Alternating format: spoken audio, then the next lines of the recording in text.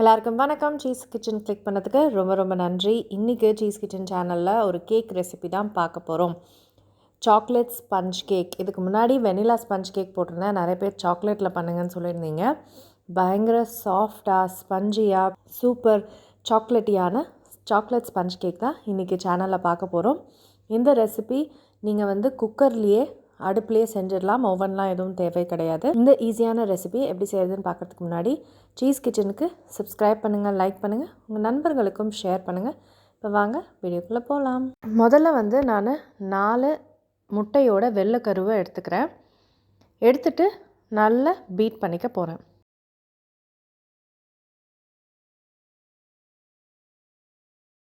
இந்த அளவுக்கு பீட் பண்ணிட்ட அப்புறம் பவுடர் சர்க்கரையை சேர்த்துக்க போகிறேன். கொஞ்சம் கொஞ்சமாக சேர்த்துட்டு பிளெண்ட் பண்ண போகிறேன்.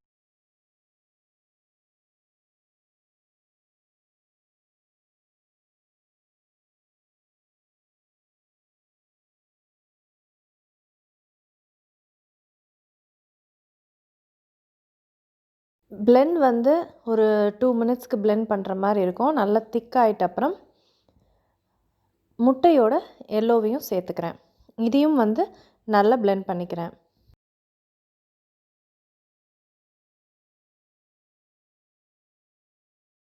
எல்லோவை பிளெண்ட் பண்ணிட்ட அப்புறம் வெஜிடபிள் ஆயில் ஆட் பண்ணிக்கிறேன்.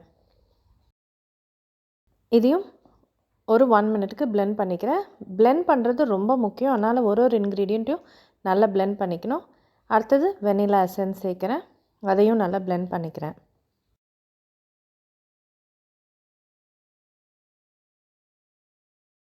அடுத்தது ட்ரை இன்க்ரீடியன்ட்ஸ் சேர்க்க போகிறேன். இதை ஜலிச்சு சேர்த்துக்கிட்டா நல்லா ஸ்மூத்தாக இருக்கும் பேட்டர். மைதா சேர்த்துக்கிறேன். அதுக்கப்புறம் கொக்கோ பவுடர், அதுக்கப்புறம் பேக்கிங் பவுடர், அதுக்கப்புறம் பேக்கிங் சோடா. இது எல்லாத்தையும் நல்லா ஜலிச்சுக்கிறேன்.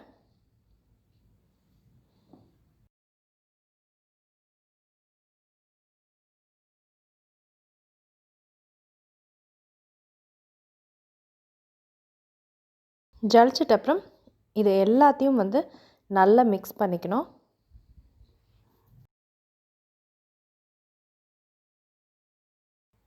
கொஞ்சம் திக்காக இருக்கிற மாதிரி இருக்கும். அதுக்கு பால் சேர்த்துக்கிறேன். பால் சேர்த்துட்டு நல்லா மிக்ஸ் பண்ணிக்கிறேன்.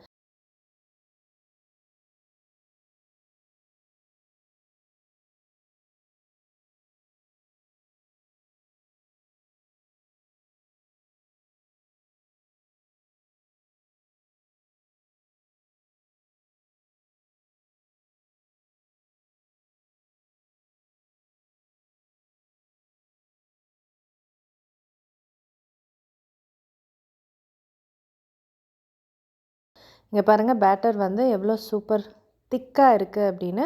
கொஞ்சம் ஏர் பபிள்ஸ் நிறைய இருக்குது. ஸோ அதை இந்த மாதிரி பண்ணி நீக்கிட போகிறேன்.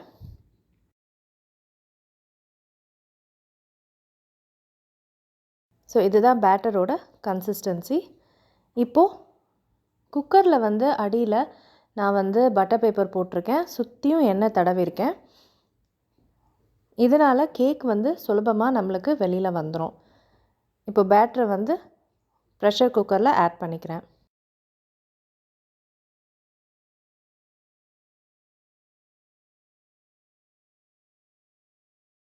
ஃபுல்லத்தையும் ஆட் பண்ணிட்ட அப்புறம் நம்ம நல்லா தட்டிக்கணும். அப்போ தான் ஏர் பபிள்ஸ் போயிடும். அடுத்தது ஒரு பேனை நான் அடுப்பில் ஒரு மீடியம் ஃப்ளேமில் ஒரு 5 நிமிஷம் ப்ரீஹீட் பண்ணிட்ட அப்புறம் தான் குக்கரை நான் மேலே வைக்கிறேன். இப்போது இது குக்காக பார்த்திங்கன்னா 40லேருந்து 50 நிமிஷம் ஆகும். இப்படி க்ளோஸ் பண்ணி வெயிட் போடாமல் லோ ஹீட்டில் 40லேருந்து 50 நிமிஷம் குக் பண்ணிக்கணும்.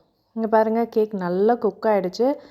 சைடெல்லாம் பிரிஞ்சு வந்திருக்கு பாருங்கள். இதை ஒரு அரை மணி நேரமாவது ஹீட்லேருந்து எடுத்து நம்ம ஆற விடணும். ஆற விட்டுட்டு இப்போ நான் ஒரு பிளேட்டில் ட்ரான்ஸ்ஃபர் பண்ணிக்கிறேன்.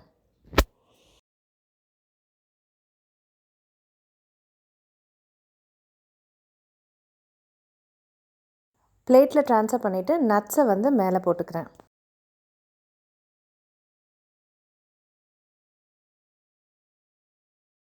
அவ்வளோதாங்க, சூப்பரான ஸ்பஞ்சி கேக் ரெடி ஆகிடுச்சு. இப்போ நான் அதை கட் பண்ண போகிறேன். எவ்வளோ சாஃப்டாக இருக்குது பாருங்கள். நான் கட் பண்ணும்போதே உங்களுக்கு தெரியும், பயங்கர சாஃப்ட்.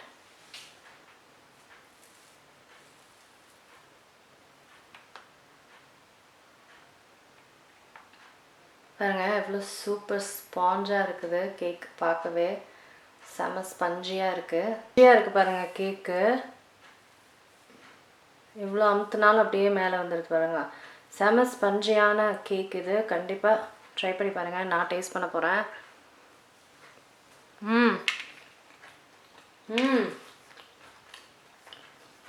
சான்ஸ் இல்லை, செம சூப்பராக இருக்குது. நான் உங்களுக்கு பிரித்தே காமிக்கிறேன்.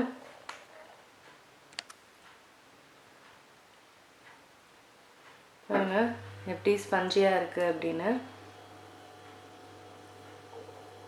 சாஃப்டாக ஸ்பஞ்சியாக செம சூப்பராக இருக்கும் அந்த கேக்கு. கண்டிப்பாக ட்ரை பண்ணி பாருங்கள்.